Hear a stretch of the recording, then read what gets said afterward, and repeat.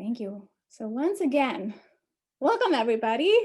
It's great to see you to today's event. Welcome to today's student-led interview with Councilwoman Demetrus Coonrod. My name is Susan Eckelmannbergel. Most of you know me, but for those of you who don't, this is me. I'm an associate professor here at UTC in the History Department, and I currently direct the Africana Studies program.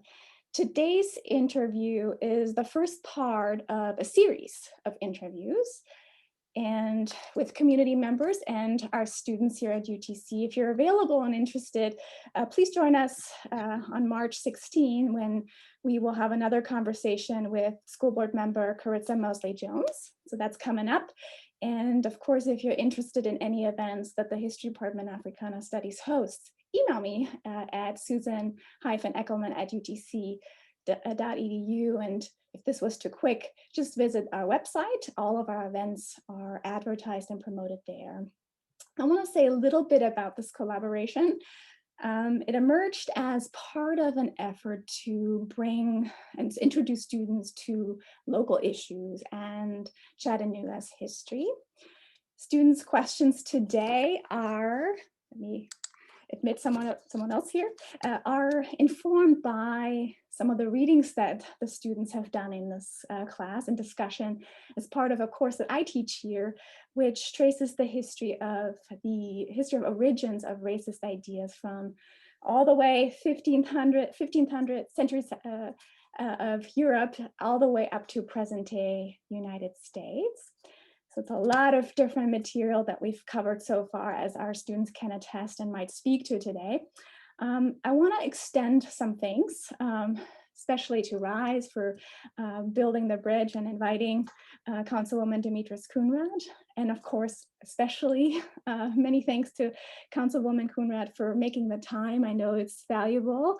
And of course, for your willingness to share your insights about local politics and some of your life experiences. We really are grateful for that opportunity.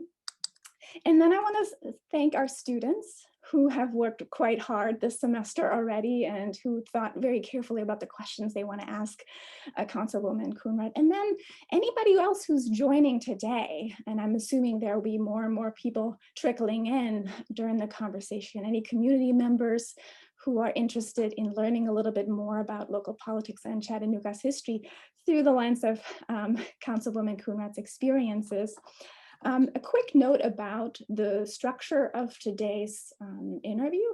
The students are in charge as we speak, and they will start off asking their questions. And I hope that we will have some time for community members who are joining outside of this classroom to ask them follow-ups and maybe generate some of their own individual conversations. Even though this is a 75-minute interview, I may stick around. So for those who want to continue talking, are welcome to do so. And any questions that may not be covered will be forwarded to Councilwoman Coonrod. And I know she's agreed to answer some of them even beyond this interview today. And that's it from my end for now. I want to hand over the virtual mic to Woodson, who wants to say a little bit about RISE. I'll be the sort of virtual mic holder just to make things smooth today. But Woodson, you're up next. And thanks. Thank you, Susan. And it's good to see everybody in here. I'm looking forward to this conversation. I think it's gonna be great. If you all haven't encountered Councilwoman Coonrod so far, she's wonderful. She's great to talk to, and I'm sure she'll have wonderful answers. Again, my name is Woodson Carpenter. I'm the community art strategist with RISE, and as Susan has already talked about a little bit, we have this great collaboration with the History Department because we were also interested in storytelling and history. And making sure that not only are we preserving the culture of our communities, but that we're also creating new culture and creating new communities, having conversations like these so that it's easier to have more of them in the future, and so that we all feel connected to each other and understand each other's journeys and each other's stories. So From RISE, this is also, we're also very excited about this, and it's great to see all of you on here. And just quickly, some more about Councilwoman Coonrod. She is the councilwoman for District 9, and she is a powerhouse. She has been, active in civil civic service for quite some time. Before being in the council, she was president of the East L Neighborhood Association. She's very invested in her community, doing things like pushing for infrastructure improvements in the Wilcox Tunnel. She also has been a vice chairwoman of the Hamilton County Democratic Party, board member of Causeway. She is from here. She has been working here, learning here, engaging with her community for many years. And a part of this will come up in the story, so I don't want to give the whole deal. It's thank you again, Councilwoman Coonrod, for joining us. And I look forward to hearing all these great questions from the students and the community we can build together today. Thank you, Woodson, for that fabulous introduction. Like, you Glad know to me do quite it. well. Yeah. Happy to be here. Excellent. All right. Everybody ready? Seems like it. All right. Oliver Ron, one of the students in the class, wants to start off with a question that kind of goes back perhaps some time. Oliver, why don't you start us off? Yeah. Hi, I'm Oliver. I'm a psychology major and I'm from Chattanooga, so kind of born and raised, still staying here. So first of all, thank you for coming to speak with us today. It's really, really wonderful to be able to see your perspective on your work and to hear it kind of firsthand. And we were reading up a little bit about your life a little bit. And so we were wondering if in particular, if you have any specific childhood memories that you think address the experiences of racism that happened in East Chattanooga. Oh. Have I? Many stories. Great question. So I experienced firsthand acts of racism. My sister and I, at the time, my dad had just, recently got out the military, and we lived kind of on the borderline of Graysville, Georgia, and Graysville, Tennessee. That's out in East Brainerd, and they bused my sister and I to the city to attend East Brainerd at the time. Now, during this time, like, we stayed in the area that it wasn't really, any lights or anything. It was really dark, and we had to get up, miles up the road to catch the bus. Well, one morning we woke up and there was a cross burning in our yard, just flaming, and I couldn't understand why. So we were the only predominantly black family that lived in this community, and like right around the corner was a trailer park, and there was a mixed couple, and they had a daughter that, would often come and play with us. We had built a friendship, and I was just in the first grade at that time, and I couldn't understand, like, why would somebody burn a cross in our yard? Like, what have we done? I started to question myself and different things like that, and quickly was reminded that the color of my skin, that my family and I, like, we didn't belong. We didn't belong in this community, and not just in that community. We didn't fit and mesh well in the school, because we were the only two black kids that attended the school at East Brainerd during that time. And we were, reminded often, like, we were less than, or we were treated as if we wasn't equal to the other people who were there. And it showed it revealed our socioeconomic status, like, just a lot that was going on. But that's the first experience that I had experienced it. Yeah. Thank you for your question. Thank you, Councilwoman Coonrod. And our next question actually comes from Justin Turner. Justin, I know you had a question as well. Hello, I'm Justin Turner. I'm a communications major with a minor in history, and I'm from Knoxville, Tennessee originally. My question for you, Ms. Coonrod, is, as a Black woman trying to enter the political world in Chattanooga, what challenges did you face while going through all of that? Oh man, I gotta say I love your afro. I don't meet too many people that's got like a well-rounded fro. You know what I mean? Like you Yeah. got one of those pics with the fists on it. You know what I mean? To kind of make it perfectly. But Thank you. yes, as a Black woman and first entering into politics, it was hard. Now, while I was in the, the lane of she's just a community advocate, she's building capacity with her community members, she's getting energy around and, addressing key issues, it was okay. But once I said, well, I'm finna step in this arena and I want to run, I quickly found out who my friends were. The ones that was in the background championing me on to run and say, girl, you will be great as a council person. You always speak up for the people, the community. You have their best interests at heart.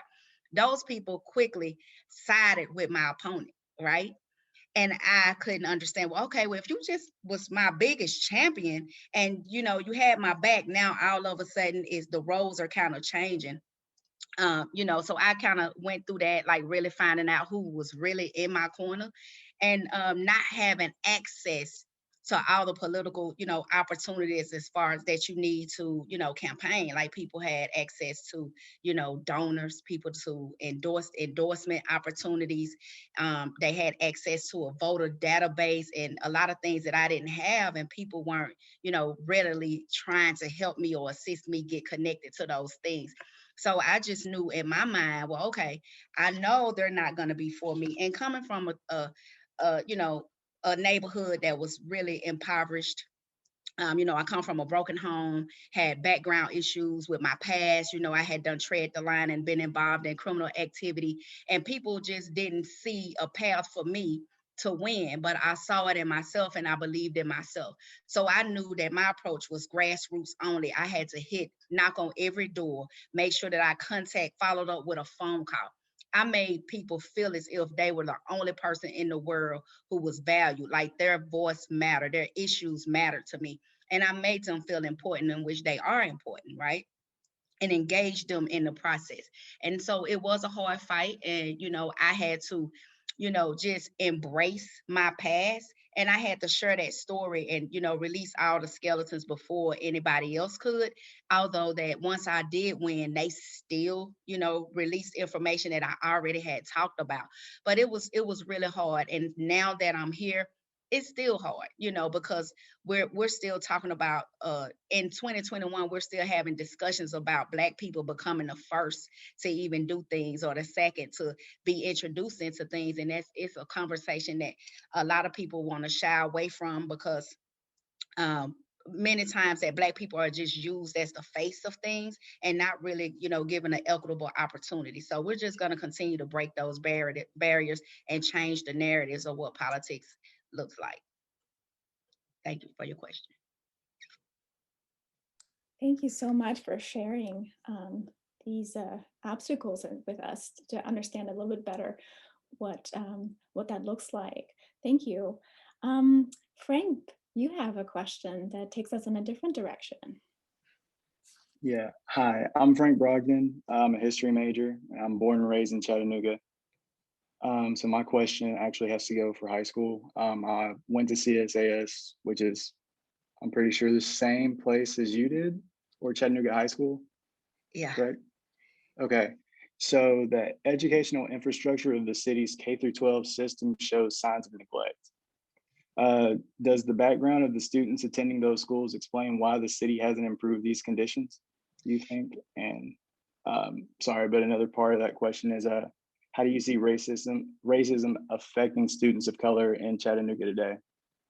Yeah, so I think that I'll address the second portion of it first, is that I think it affects our students as far as when we have funding for our schools, we can clearly see that the lack of investment in schools that are predominantly Black and brown students that attend these schools, it's not, great investments aren't in those schools. And then we've seen throughout the years that these same core schools are continuing to be on the failing list. No matter who comes in and say we're gonna change things and we're gonna improve, the same and the levels, of achievement will improve, and then they still will be on this list. They're not being removed off or anything. Teachers, our great teachers that, they're not willing to really work in those areas because it's a lot that they have to deal with.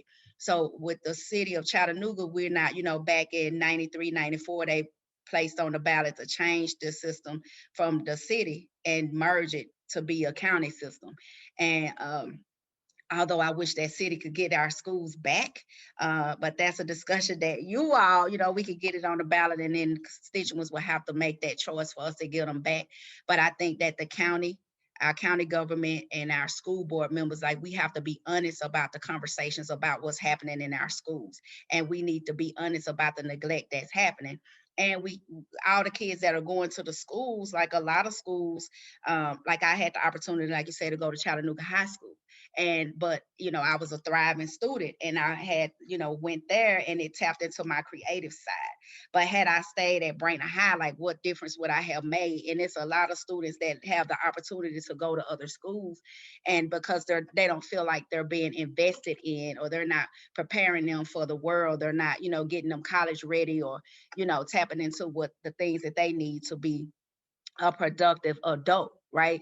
And so we have a lot of students that attend the schools that's coming from the same impoverished conditions, that's lacking a lot of things like parental involvement. They have, they're at latchkey kids, they're attending to their sisters and brothers. Their parents may be on drugs, gang members, and now that peer pressure, drug use, it's a lot of things that and they don't have access to. So when you have everybody that's, in the same, they're going and they don't see a lens of hope. And that's what's happening in our school system. So I think that we do have an opportunity to empower them and to we have to start making school cool again. Because right now, a lot of people are like, it's just not cool to go to school. I'd rather go work. I'd rather, I got to help my mama take care of my siblings. I see she's struggling. And then other things that get introduced, but simply because they see the struggle of what their parents are going through. So yeah, I think there's room for improvement, and I'm hopeful that our city and county government, like we can partner more so together to help improve the conditions, and maybe we can on the city end utilize funding to tap into providing sources that the county isn't providing for these schools. Like we can pick up the slack through our YFD centers. Thank you for your question. I'm glad you're my alumni. Yeah, so many connections. So many of you are from Chattanooga, and some of you may have gone to the schools, and there are connections here. And some of you have not lived in Chattanooga for very long. So this is a great opportunity to learn a little bit about the community you've entered. Kirsten, you have an important question to ask too. Hi, I'm Kirsten. I'm also a history major, and my question was pertaining to you being a first-generation college graduate. So my question is, how did being a first-generation college graduate affect your participation in Hamilton County Schools leadership program and other educational-based programs and organizations you support? It didn't. It's a great question. Me being a first-generation college student, it didn't affect my, me going through the Hamilton County leadership thing. But I, would hope that although I thought the experience was great, really getting the insight, but I believe that they need to take it a step further and invite, like you, Kristen, or, Oliver, Justin, you all, the opportunity to be a part of the leadership class. Why? Because it gives you insight to their budget, to the schools, things that are happening in their school system. Like once we get to this, we have that privilege to do that all the time, you know what I mean? And they often only extend those opportunities to people, that's in leadership roles. But how do we get and help bridge that gap and connect other people who's not, in leadership currently, the experience to go through and to see and possibly get them engaged in the work, right? Because we're already here, right?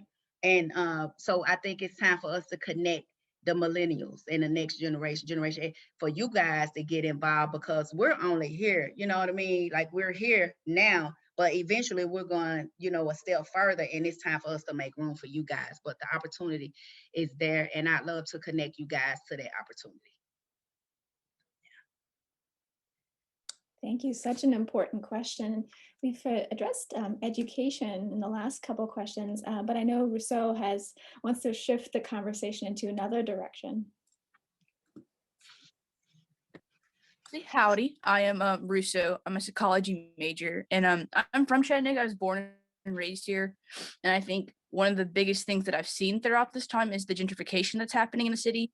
And my question for you is, how do you see this affecting the lower income populations, and more importantly, what are some solutions to end this trend? And like, what do we need to help preserve neighborhoods and secure sustainable, affordable housing? Yes, I think that's a great question. So the word gentrification is done really turned to be like a negative thing. Like we use those buzzwords and it's really trending to use. And we talk about, like when they say neighborhood revitalization or neighborhood improvements, and we all get excited.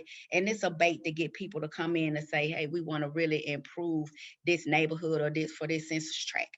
When we talk about affordable housing, we've got a lot of affordable housing, but what we don't have is low income to moderate income housing for people to, be able to afford that. And so for me, like my solution is that we have to start having that conversation about the value of becoming a homeowner, right? The value of it getting our credit scores up, right? So if you got great credit, you can most definitely go buy, you know what I mean? We need to start tackling the fact with our banks, with the lending institutions. Like we have to reverse redlining practices, right?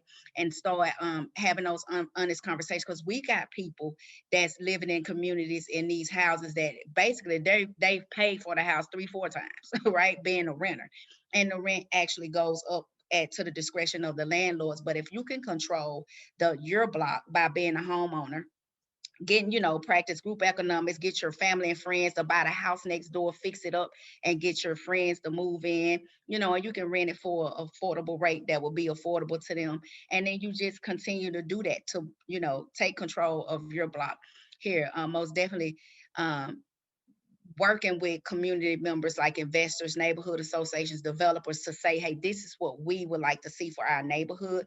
The community plan, neighborhood plan that's drafted with the city, RP regional planning, making sure that people are invested and sticking to what the plan is saying that you would like, Russo, to happen in your neighborhood. We're not going outside of that plan. We're not changing zoning. And then also you can change things through zoning. Right. So if you know that a developer want to come in and they want to build a high rise and that's not what you would like to see in your community, you control that, right? Make sure that we're only zoning for, R1 single family homes or, see duplexes or whatever it is that we want to champion.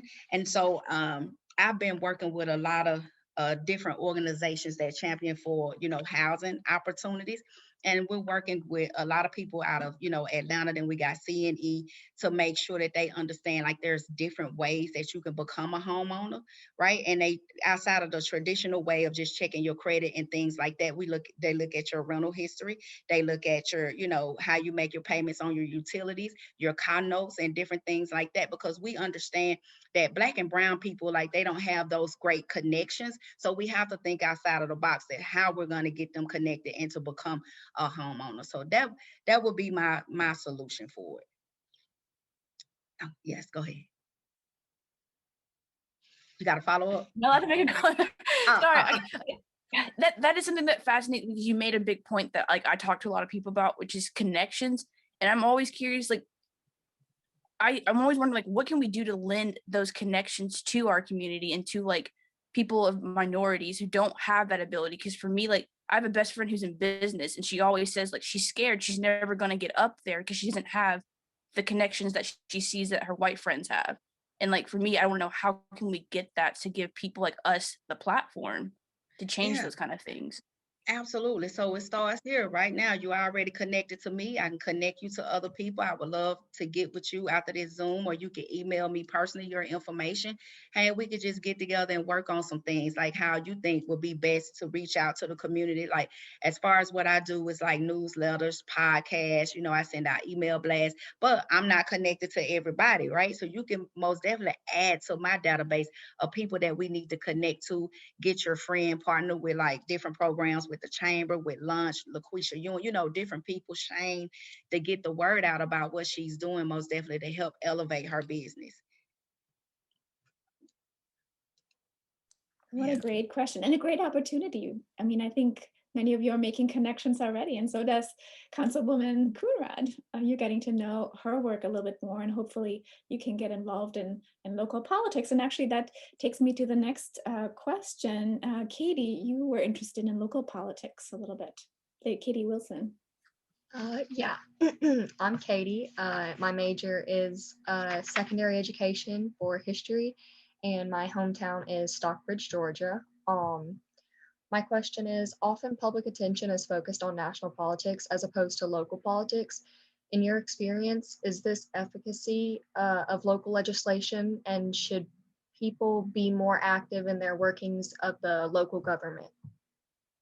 Man, absolutely, girl. I want to jump through here and just give you a hug, Catherine, because we need more people. But everybody, the entire city should be involved in local politics because it affects your life more than people think. Like, we're often thinking about, the national elections, but hey, if whatever he, puts into executive order as a president or mandates or stuff, that's, people got to understand it's for the federal overarching level. And so he submit those things to our governor, which over the state of Tennessee, like if he's saying, no, we don't want these things, that's a whole nother story. You know what I mean?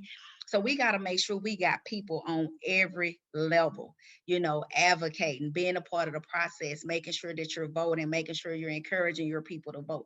Where, when they send out these surveys, they send those things out for a reason, right? The census information, because then you could determine how much money is coming to your area, right? But if you're not participating, and those are bodies, and that's money that we're just, not receiving that we need, right?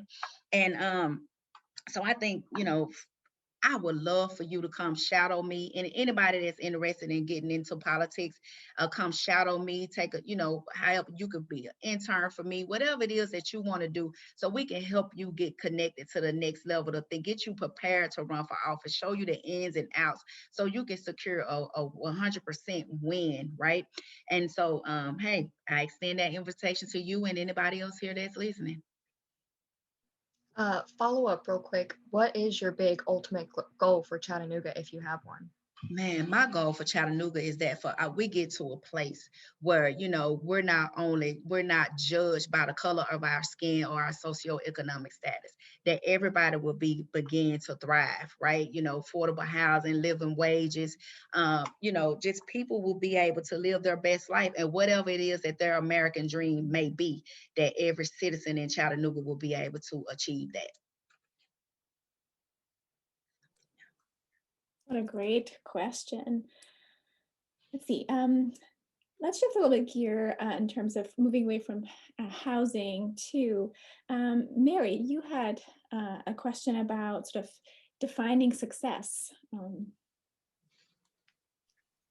Yes, I'm Mary Comperi. I am from Clarksville, Tennessee, and I am a secondary education history major. And my question for you today, which kind of builds upon the previous question, is what kind of work are you doing right now that you believe is going to make the biggest impact in Chattanooga for minorities?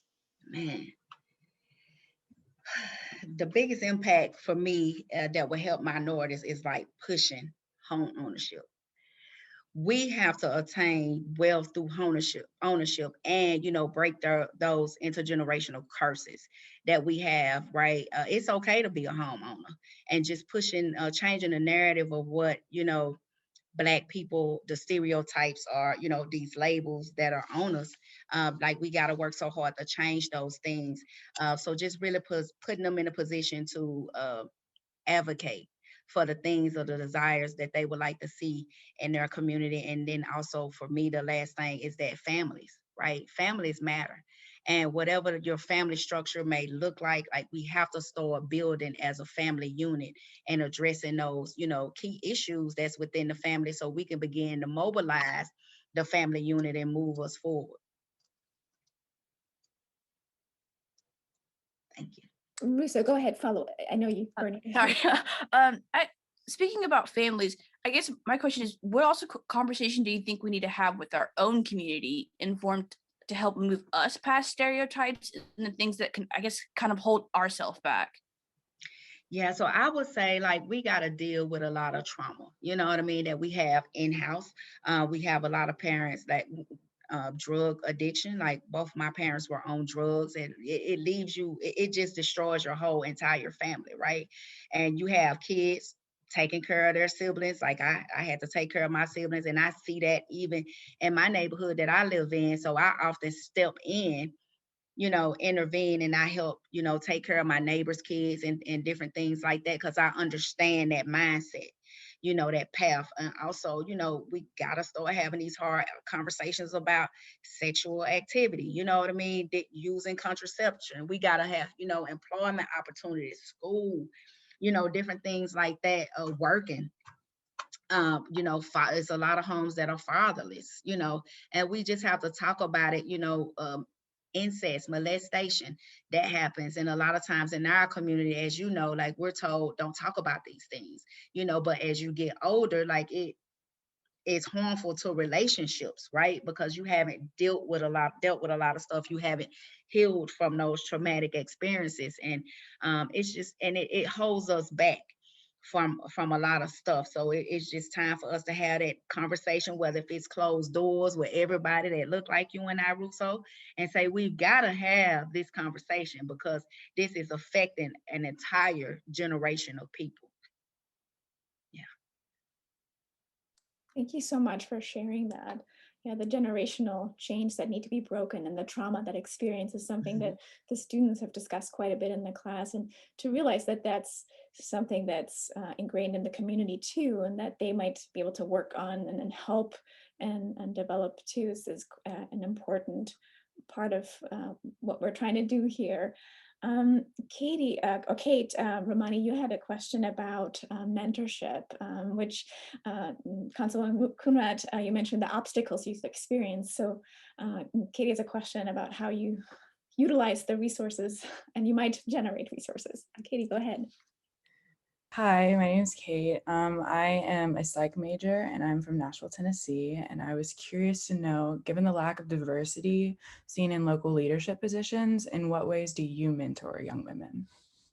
Oh man, I'm always like on social media, on the radio, whoever I could tell, hey, I'm looking for, Black and brown students, anybody who want to come, just shadow, get involved, create neighborhood opportunities for them to get involved in different projects, because, diversity matters, right? And we have to have, people that look different, people that have different socioeconomic backgrounds, like all of that matters. And when you don't have people that look like you in leadership positions, it really deter you. Like it make you feel like, I don't have the opportunity to become, a politician, or I don't, are there any, like I have kids in the neighborhood that question, their teachers, like why they don't have Black teachers in their school, or why I don't see a Black police officer in my neighborhood, or different things. But it matters to see somebody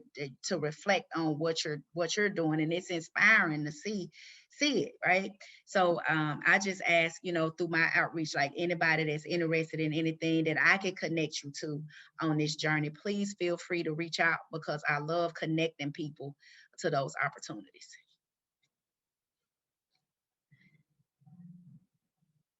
Thank you for that insightful response, but also the generosity, Councilwoman Coonrod, that you've already extended to the students here asking these questions.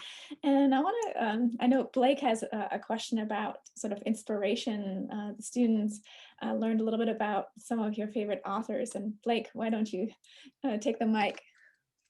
Hi, Councilwoman. It's nice to meet you. Yeah. My name is Blake Hurst. I'm from Chattanooga, District 4, and I'm a history major and a liberal arts major. And the liberal arts major in me is very interested in your admiration for James Baldwin and his work. And I'm curious what your favorite work of his is, and how he's inspired you in your own life.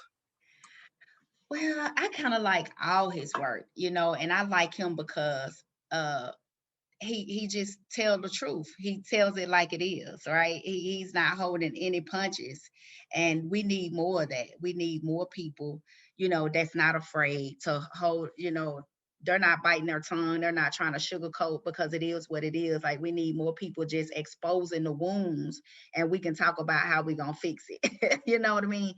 And that's what he does. Like, he's a great advocate, you know, for black people, like, all together. And just we've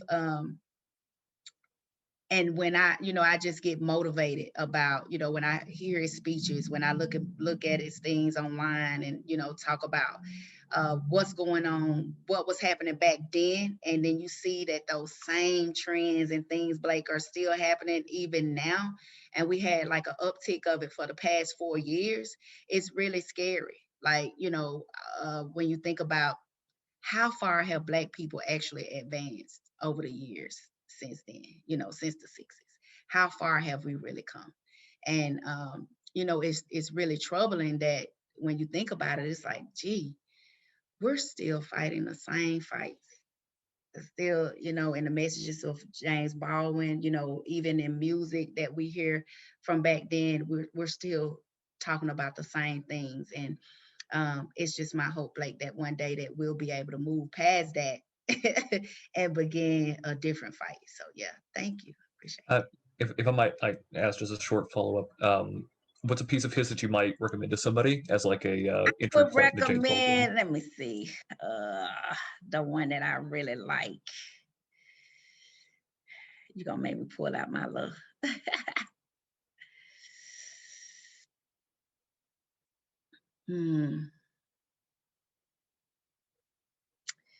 Have you read Black Like Me?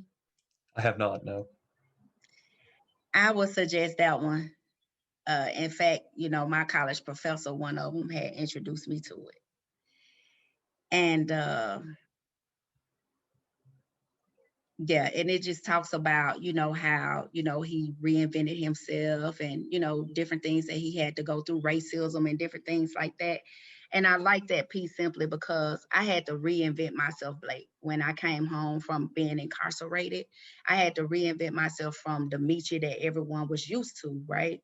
And a lot of times that change was hard for a lot of people to stomach, but I had to reinvent myself and, you know, embrace the old self to move me forward in life, to get me to a place of where I am now.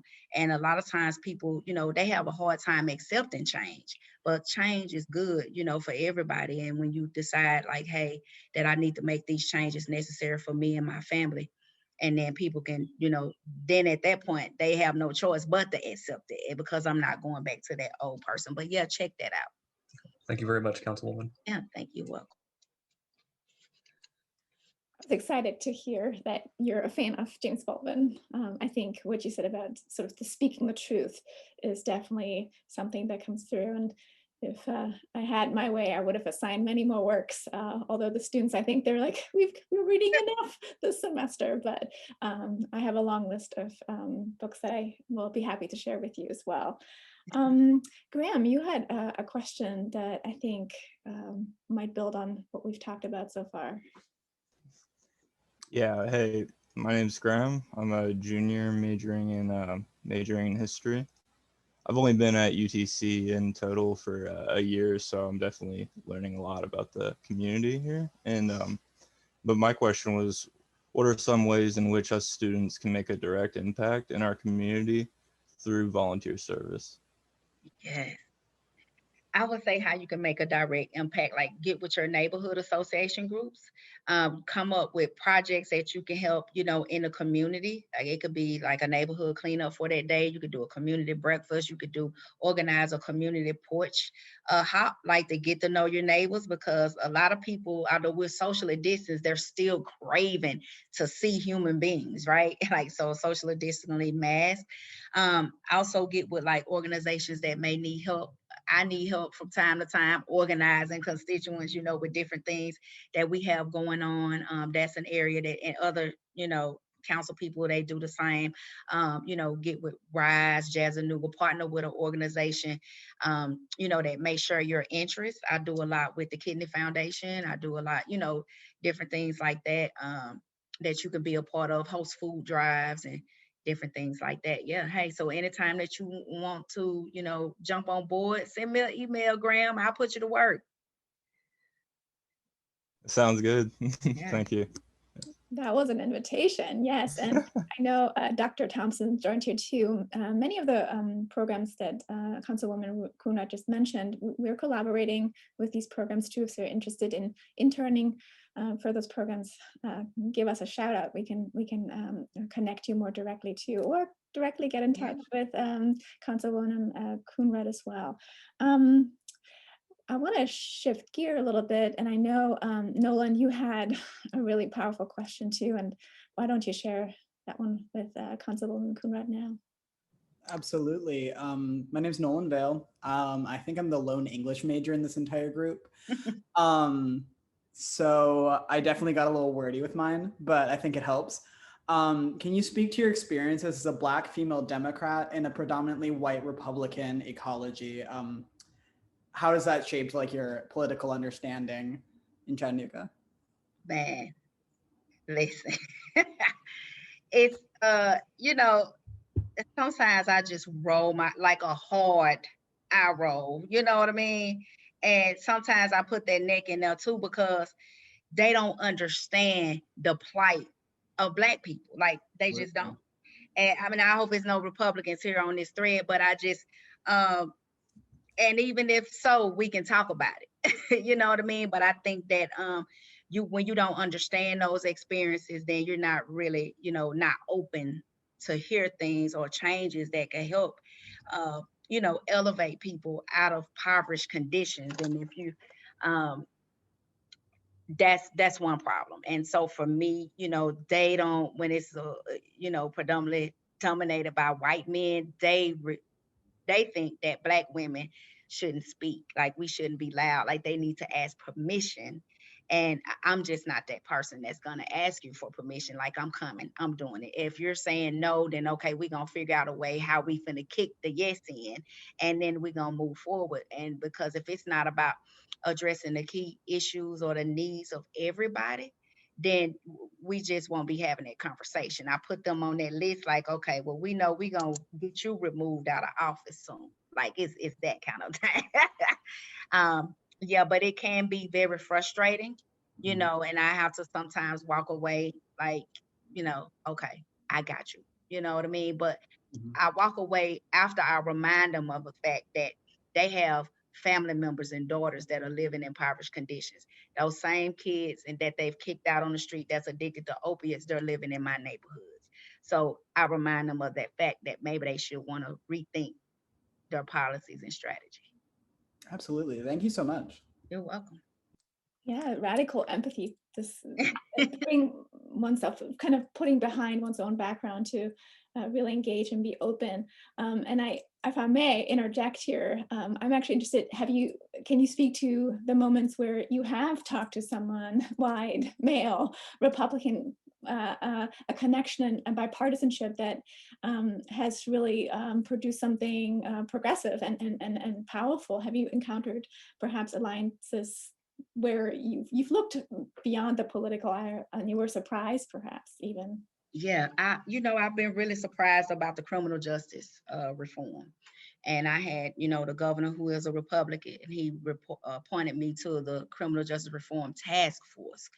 And so, I went in thinking, they don't care. It's not going to be any movement, but I was quickly surprised about the positive energy that was invested towards making changes in our criminal justice system, not just with, it's a lot of things that are criminal, right? And we're seeking justice for. And so a lot of them to have been on board for it. And, I was really happy and satisfied. And so we continue to do the work, not just, in the state of Tennessee, like even on a national level, we've done, a lot of work. I had the opportunity to work on a lot of people, pardons and clemencies, and really being an advocate in that area to free, help free a lot of people from in Tennessee. And so that's one connection that, we've been able to work together and, make great strides with. Hi, so my name is Michaela Forster. I actually live an hour outside of Chattanooga. I'm a secondary education history major. And my question kind of goes along the same vein about the reform and it has to do with women of color, Black and Indigenous. And in the research that I did before this, I found that in particular, women of minorities are more likely to be stopped and charged for minor violations, such as traffic violations. And I was wondering, when you looked into the police reform and stuff, if there was anything that you ran into that could help with these things. Is there anything that you're working to help curb with racial biases and profiling within law enforcement? Yeah, you know, I think that we're profiled a lot. You know, men, just as soon as they see a Black person, it's something. The blue lights comes on and it's like, oh, well, you done. It's like, well, why did you pull me over? Let's just start there. You know what I mean? And for some reason, when Black people ask questions, specific questions, police just, you know, get irate, and it leads to other altercations. But what I would really like to see, and what I'm challenging my, you know, partners on council to do, is to really look at the different policies. What's at the state level that's gonna, you know, preempt us, how we can get around certain things instead of, you know, pulling us over and giving you tickets or taking you to jail for low level offenses. Like, we shouldn't be doing that, right? And then working with our district attorney, who's not, you know, prosecuting these things, right? Because that one little thing on your background can just, you know, it's a downfall for a lot of people, right? We're talking about jobs, we're talking about housing, we're talking about, you know, even your college degree, right? A lot of times. So, and then people have to work really hard to try to get that stuff removed off their record, which is, you know, another obstacle as well.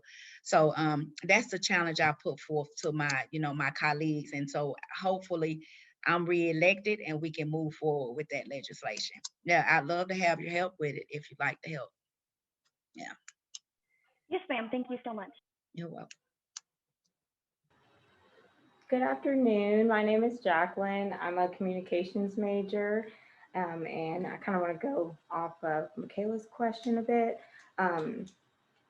So how do you think that the Chattanooga Police Department could build their trust with communities of color, especially after all the things that happen with the police and our communities?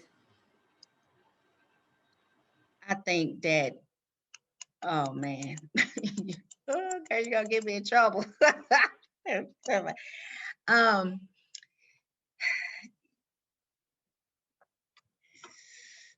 You know, we have a hard time trusting police, right? And I think that how we can bridge that gap to move towards trust is that first we need to get more people involved in the police department, right? We need Jacqueline working for the police department. We need Russo working for the police department. We need people who are like-minded, like care about people and not just gonna, you know, kill them or whatever, and make sure that they're working in the police department. They're working in our communities. Like, we're having meetups with the police department and really engage with them, like playing, not just, you know, call the police when, you know, something is happening.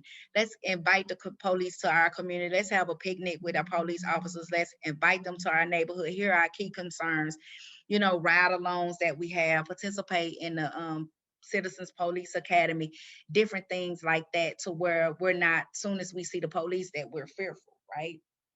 And that's how we got to change it. And also, like, I was instrumental in getting on a referendum about the Citizens Review Board, like having key people like yourself and other people to get involved and be a part of that, right?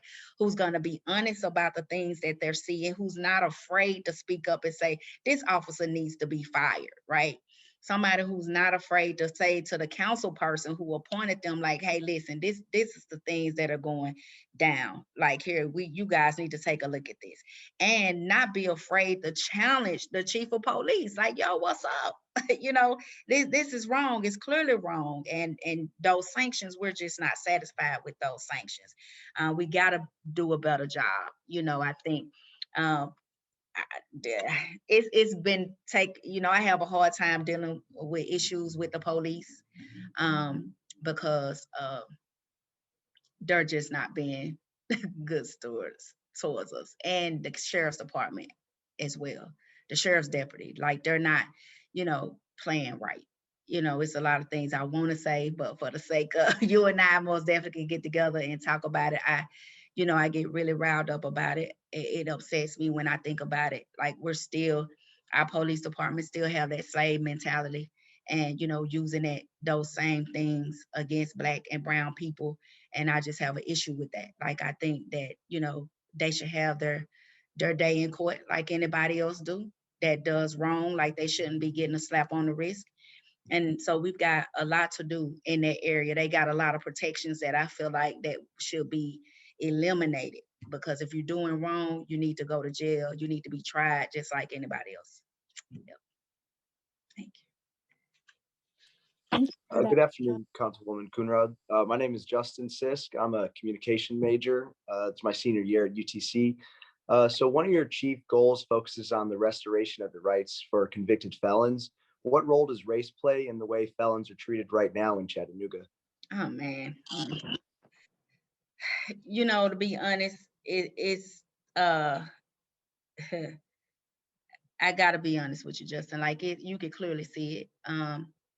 When you have somebody Black that's a convicted felon and go apply for a job, and they can have tattoos, they can have all this stuff, and they'll be turned away. And you see a white person, same crime, tattoos, all this other stuff, and they'll be given a job, right? It's like, we're gonna invest in this individual, and we're not going to invest in the other one. And we have to change that, right? It shouldn't matter if you're coming out, you've done your time, that should be that, right? You've done your time, paid your dues to society. And if you're demonstrating that you are a productive member now, right? You're not all that has been left behind. You just want a job. You want to take care of your family. You want to do the right things and, achieve the American dream, whatever it is. Those obstacles should be removed, those barriers that continue to handicap people that are convicted felons and not really truly giving them a second chance, right? And the color of our skin most definitely plays a role in that, right? Even when it comes to probation, different things like that. It's just that it's really hard. And so, but we're going to continue to, kick the door in on that, Justin. Like, hey, we're here. And you're going to have to deal with Black people, right? So we're just simply asking that you treat us fairly and equitable, give us the same opportunities that everybody else have, and then it'll be okay. Yeah. All right, thank you, Councilwoman. Yeah, you're welcome. Hi, my name is Aubrey Collinsworth. I'm from West Tennessee, and my major is secondary education with a focus in history. And my question for you is, how does racism affect public health in the city? And can you speak about access to or lack thereof medical services for communities of color in the city? Yeah, absolutely. It is a health issue, right? So we passed that legislation that was saying that it's a health issue. It is.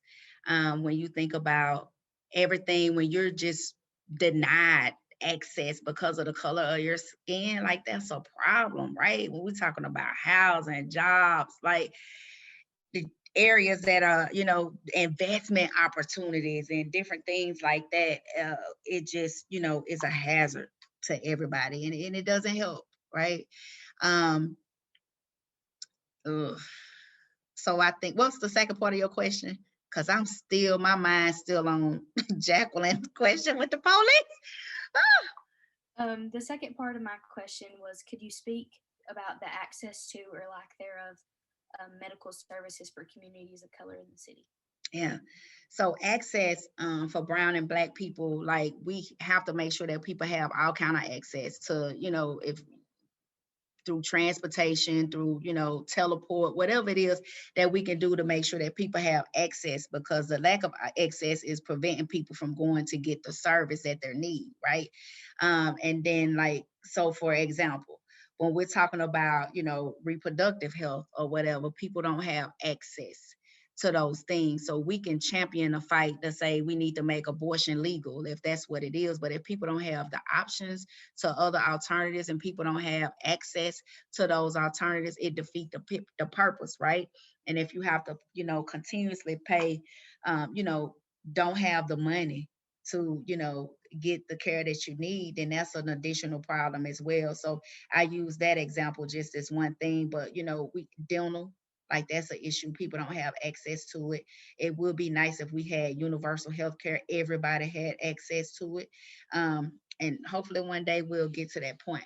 But right now we have to make sure that we're providing resources, that we're advocating for use of our, community centers for healthcare and different things like that. Maybe we can build more in different areas, transportation zones. Maybe they could be free to get people there just for that, to get to the health departments to get care and different things like that. And then also working with our legislation as far as with, healthcare coverage, TennCare, and, other coverage that we may have that the government may pay for, different things like that. So if you're a student, we should be giving you free healthcare while you're in school or anything.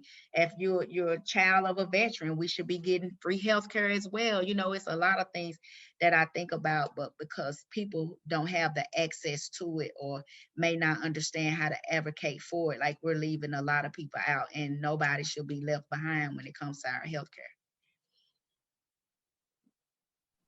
Thank you for addressing transportation. It really shows sort of the intersectional issues of racism in the city and lack of access. I mean, transportation, even getting to the services that could help someone, I think it's a very powerful statement, and something that I think many of us who have cars or who are not as reliant on buses perhaps may not be aware of. I know, Chloe, speaking of medical access, we're still going through the throes of the pandemic, and I know, Chloe, you wanted to ask Councilwoman Coonrod a little bit about that. Hi, my name is Chloe Golston, and I'm a secondary education history major. And I actually was born and raised in Chattanooga until I recently moved to the Graysville area. Oh. So my question is, how has COVID-19 affected your work on the Youth and Family Development Committee? And then more broadly speaking, in your opinion, how has the city responded to the pandemic's impact on communities of color? Oh, man, our response at first to the COVID-19, I honestly believe that, our mayor, he had everybody's best interest at heart, and, he, acted to do the best thing that he knew how, right? And of course, our governor was like, hey, the city mayor doesn't have any jurisdiction. And then we see what happened. Our numbers spiked. We lost a lot of people, family, friends, loved ones, colleagues due to this pandemic. And, our county government didn't react quick enough how they should have reacted, in my mind. And I believe that it cost our city a lot, and I think that with the YFD, it shifted us from being open. We had to stay closed, and then we opened up 5 sites for like the virtual learning centers for kids to have the opportunity to, come still be able to connect while they were out due to COVID, and make sure they were keeping up with their schooling and different things like that. But it's really with the YFD, we need to really rethink and rebrand our YFD sites, right? It is youth and family development, but right now we're not developing youth or families, right? We got to think broader than just that. But it's affected a lot of opportunities as far as connecting with other organizations that could come in and be really positively impactful to our youth and our families. In that way, because a lot of businesses, kind of shut down within their funding and different things like that. So they kind of limited us to what we could do. But I think making sure that we worked with Simple and pushing the issue with, the Hamilton County Health Department to make sure that that communities, Black and brown communities, they had access to get tested. They got access to get the vaccine and different things like that. Like that's been the push, very important push there. But yeah, we still got a lot of work to do with our youth and family development centers, right? Not just, from the impact of COVID, but just the lack of investment to our sites all around. So we most definitely got a lot to do in that area. Yeah. Hi, so I just wanted to ask a really quick follow-up question, because while I was researching you and listening to you speak, you've mentioned public education and reform a handful of times, and you've also mentioned sexual education. I personally am really interested in public education reform as a teacher, and I believe that it's a really important part of any sort of civic service is to understand that we need to fix things and we need to better benefit our students, especially students of minority. And I want to know what is your stance? How do you feel about sexual education reform in Chattanooga? Because I know that right now we're at a majority of abstinence and very religious sort of sexual education. And I want to know how you feel about diverse and inclusive sexual education. Yeah, I think that, to be honest with you, Michaela, had I had that opportunity in school, like for people to educate me on some things, I may have, I probably would have made better decisions as far as, my body is concerned. Like, I was a teen mom. I got pregnant at 12. I had my first child at 13, and nobody talked about it. It was like, oh, if we talk about sex, like it's, oh, you're gonna go to hell. If you're talking about using protection, it's like, whoa, well, who's gonna tell me? Because clearly I'm sexually active. You know what I mean? Nobody says it okay just to keep having sex, having babies. Nobody is saying, wait a minute, let's take a look. Why is this 12-year-old sexually active in the first place? Right? Let's talk about that. Why is it okay for us to just say this is acceptable? Right? And we don't have those kind of conversations. I think it's a way that we can be inclusive in schools to talk about it, because people are having sex. Even I was 12 when it happened to me, but kids are younger and younger that are becoming sexually active, and we just got to start having those conversations. Maybe if we could send, letters to say, hey, is it okay for your kid to be a part of this? I know, Simple have those talks about abstinence and different stuff, Girls Inc., different people now that come on board, but they kind of tiptoe around it because you don't, want the parents to be like, hey, you shouldn't be teaching my kids that. But if they're not being taught at home, we need to have those conversations, and maybe it can start at the schools, or, but it's now we're in 2021 and it's a must that we have these conversations. Yeah. Yes, ma'am. Thank you so much. I really appreciate your viewpoint on this. Yeah, you're welcome. Hello, my name is Maggie, and I'm a history major. I've also been in Chattanooga my entire life, St. Elmo native here. Yeah. And my question is about the Youth and Family Development Committee again, and it's a lighter note, but it's what would you say is your greatest accomplishment on the Youth and Family Development Committee, and why? I would say my greatest accomplishment is the creation of the Office of Family Empowerment.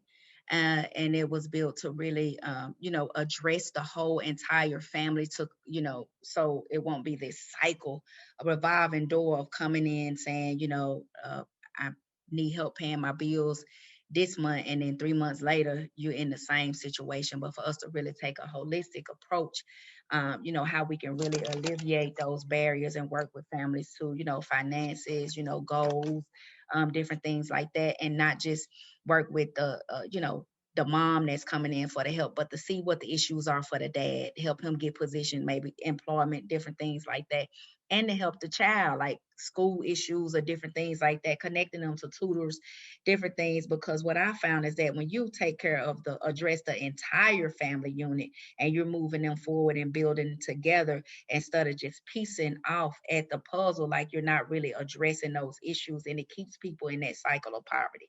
So I believe that's my best work there. Yeah.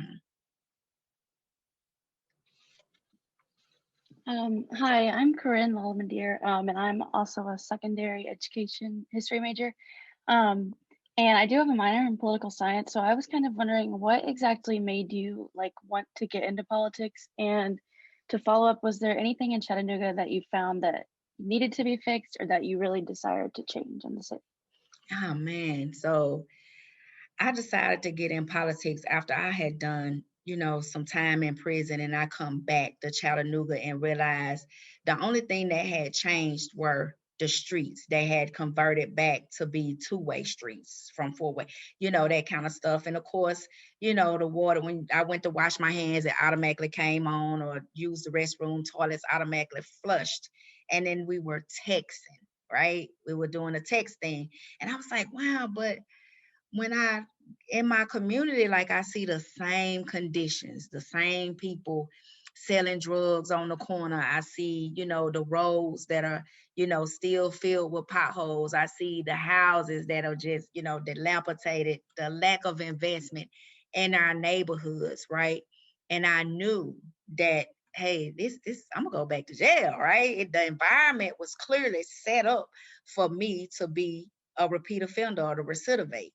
And so I began, you know, to research like, hey, well, why, you know, why aren't our elected officials coming to our neighborhoods? Are they just coming to get our vote? Who are these people? You know what I mean? So I began to research, look at different policies or different things that they were pushing for. I looked to see, you know, when was the last time they invested in my community that I lived in. And I knew I didn't want to go back to prison. I didn't want, you know, my neighbors or anybody ever to experience that in their lifetime. So I began to champion the fight for change in our neighborhoods. And, you know, people were shooting people every day. Like, you know, that was the end thing to do. And I was like, no, like this just can't be happening, right? And people thought I had lost my mind. Well, my fiance got killed at the gas station. And when I watched that happen, it devastated me. Like, I was like, no one is really seeing what's happening in our community. Like, somebody got to come pay attention. And you know, I would go talk to people. They would close the door, like, hey, you know, pretty much rush me on, like, okay, we heard what you had to say, but what's next? You know, this kind of thing. Like, what's next? I need you to come see it. I need you to come see my why. You know what I mean? And so I got involved in it. When I thought about the criminal justice system, like, it infuriated me. Not just me, you know, was going to jail, but it was other people like me that looked like me. This was decades of this stuff happening, and it needed to be some kind of changes. And, you know, I felt like I wanted to be the one to do it, to champion the fight, to lead and see, you know, and I wasn't going to stop until, you know, some things was going to change. And I continue to push those same issues as well. Like I said, Karen, like, we've been, Black and brown communities, we've been fighting the same fight for centuries, right? And it's just got to come to a point in 2021. Like, we can no longer, we have to address these issues. We just can't keep, you know, passing it or sugarcoating it or putting a Band-Aid over it. We just gonna have to deal with it, address it, and, you know, let's create some solutions to move us forward in it. Yeah.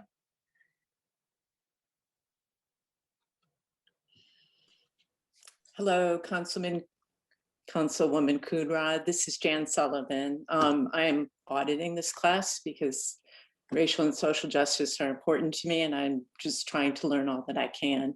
And I'm so sorry that her fiance was murdered.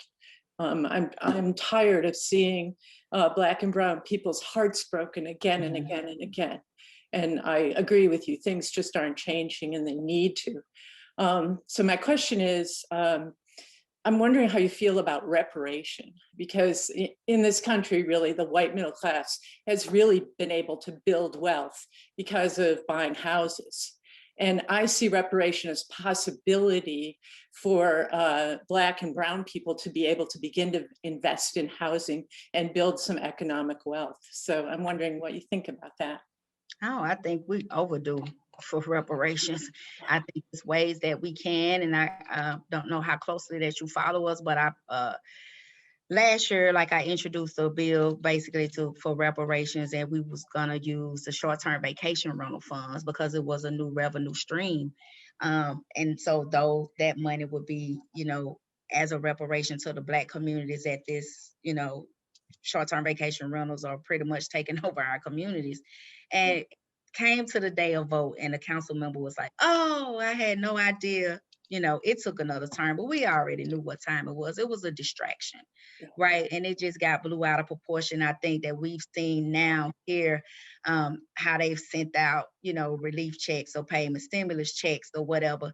And if we're able to send out $1,200, $600, another round that's supposed to be coming out, then we most definitely can send out rounds of reparations. Everybody, even the Indians, have gotten their reparations. And I think that it's time for us to, in order for us to, you know, heal from those racial wounds and to move us forward. Because like you said, Jen, we're still saying, give us our acres and our mule, right? And we just haven't gotten it yet. And we're told time and time again that it's time for us, we just need to forget about it and move on. But you can't forget about when you've been, you know, just taken away from your home. You know, we were, you know, queens, kings, doctors, lawyers, you know, and then put into slavery and built this country. And then people saying that, you know, we don't matter. Like that's clearly an issue. Thank you so much. And also you can't forget about it as long as the oppression and murdering continues to happen at the way that it is. Exactly. Yeah. Thank you so much.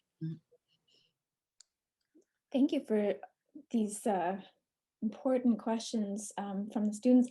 I know there are many other questions that have been raised in the chat, and I know the students have many more questions, and we may have time for one more question, but I thought Councilwoman Coonrod, you might have a question for the students or something that you want to share with them independent of what you've already addressed. Before we meet, I think we have time for one more question, but I wanted to give you a chance to ask something to the students too.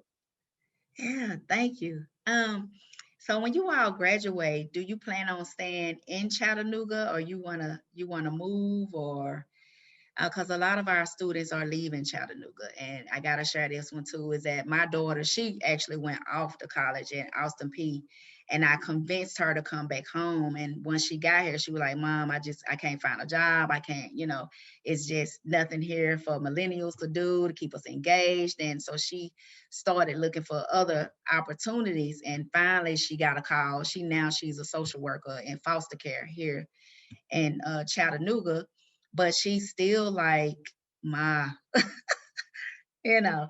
And so just wanted to know if you all are planning on staying here. What's your next moves? Lots of hands are going up. Russo, I think you might have been first. I'm not sure who was first, and then Nolan and Blake. Go ahead. To answer your question, I plan to stay in Chattanooga. I've been from here, and the more I keep staying in Chattanooga over time, the more I keep realizing like it's hard to leave my home when my home is still disastrous and there's a lot of issues. And I guess that ties kind of into my question for you, in the sense that I've talked to a few professors once before about, do we think that we should be teaching a class about the Black impact in the world? Because there's a lot of stuff that we don't get to know about the Black community that makes it hard to understand where we're coming from, why we're driven the way that we are, the way that we've changed religions like Islam, the way we've impacted trade and all kinds of things. And we don't have that information in order to start building those changes even for our own self. Mm-hmm. I think that it needs to be taught, right? I think we need to have more access to our history that's not taught, right? And to help us, to empower us. And so we can see like, hey, this is us, right? We're gods, goddesses, and you know, we're capable of achieving anything, right? But we see that already, because everything that we've achieved, that we've, you know, developed, that we've created, it was taken from us, right? And somebody else's. Even when we think about our ideas, and they come get the ideas from us, and then they execute that idea, but won't give Rousseau the credit for it, or you know, they'll hire us in positions, and we'll do all the work, but the face of it doesn't, you know, replicate us, the people that are doing the work. So that's how we know that we're great beings. And we just have to make sure that other people understand that they're great as well, and they're capable of being more than the labels and the stereotypes that they attach to us as people. Yep. To answer your question, Councilwoman Coonrod, I'm already out of Chattanooga. I'm in Atlanta right now. So the reason I left is some of these same major issues where I felt like I was stuck a little bit, because it's like the opportunity didn't seem to be there. Chattanooga is always gonna have a special place in my heart. And it's always somewhere that I'm like, I'm not opposed to returning. I just think it's kind of like that narrative of you need to get away to understand what's important. So I think a little bit of distance has allowed me to kind of open my eyes up to some more issues, seeing it from like a fresh pair of eyes outside, and then also using like the lens of Atlanta and the Southeast as kind of a frame point for like a deeper conversation. So that's just me.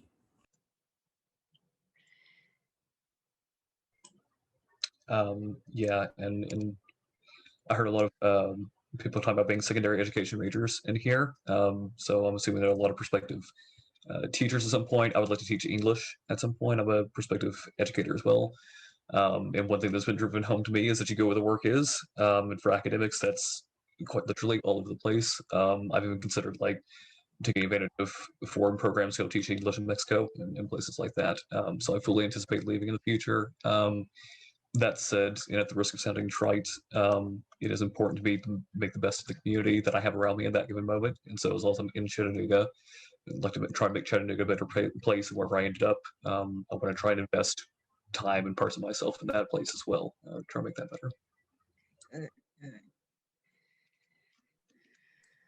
Hi, can I just jump in really quick one more time? Just to bounce off of Blake and Russo and even Nolan, and the answer that you gave to Russo's question, not to just jump back to education reform again, but those questions really made me feel like when we're talking about leaving Chattanooga or staying in Chattanooga, being an education major, I'm very, especially history, I'm very passionate about unwhitewashing history. Our history books are so deeply whitewashed that even to what Russo was saying, our students aren't getting what they need, and white students aren't understanding the deepness and the richness of the history that goes into slavery and how to help protect and help our minority peers and scholars. And I think that even just staying in Chattanooga, how do you feel about reforming that? Do you think that would help people stay? Do you think that would help our community? Do you think that it would help teachers like Blake who would be able to stay here and have those jobs and understand things? Do you think that it would benefit people of minorities? This is just something that I'm very passionate about, and I really enjoyed this interview with you and everything that you have to say. I think that you are incredibly amazing, and I just really want to know your opinion on this. Yeah, thank you. I think that we have to reform it, Michaela, like we do. I think if we, create a campaign like saying, hey, this need to be taught in our schools because people don't understand the issues, the underlying issues of what, Black and brown people go through, right? And it's a lot. And when you're saying, you see a kid acting out and immediately the response is, oh, we need to give them medication. No, we need to talk about the root cause of this behavior, right? To see what's going on. And then when you find out is that, they're acting out, they need love, they just saw their dad beat their mom. They saw, there's whatever happening and they are crying out for help, right? And then it also takes us to, even deeper where we're acting out amongst peers and killing each other and different things like that. And it's like, that's the only way that we express our anger is to do things in that way. And we have to change it, right? We need teachers equipped with the knowledge and understanding of the history.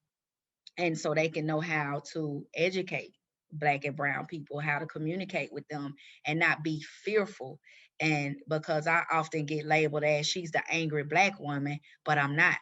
I'm just passionate about the things that continue to keep happening to my people, right? And when you speak up about it, you get the label as radical, and this, which is fine with me because we need to bring attention in any way that we can. And I'm probably the most progressive council person that's in Chattanooga, out between, each. But I think that it's an opportunity for us to start, getting more involved with our history and not just limiting it to February, Black History Month, because the history should be told all throughout history, right? And we should be able to have those conversations. How, Michaela, you making sure like maybe how your great grandfathers or whoever may have had slaves, how that make you feel versus, how it make me feel as an individual. And, going through our history, we may find out, well, hey, my lineage connects to her lineage. Like, let's see what's going on, because that's conversations that we shy away from, right? The slave owners were producing kids with the slaves, and now we here. So we just have to be intentional about the conversations that we're having. Yeah. Thank you. Thank you all for and generating such a rich conversation. We touched on a lot of different issues, and we've heard a lot of different ways to resolve those issues. Thanks to Councilwoman Coonrod. Thank you for making the time to talk to us today. We really, truly appreciate it. I know the students have many more questions. I know some of them had to leave to jump off to their other classes. I know there are a few questions in the chat, and I know Shane and Woodson have logged them, and I'll make sure to save them as well. And I know you've agreed to answer them. I want to thank everybody for joining here, students and non-students. It's been an honor to have you, Councilwoman Coonrod, and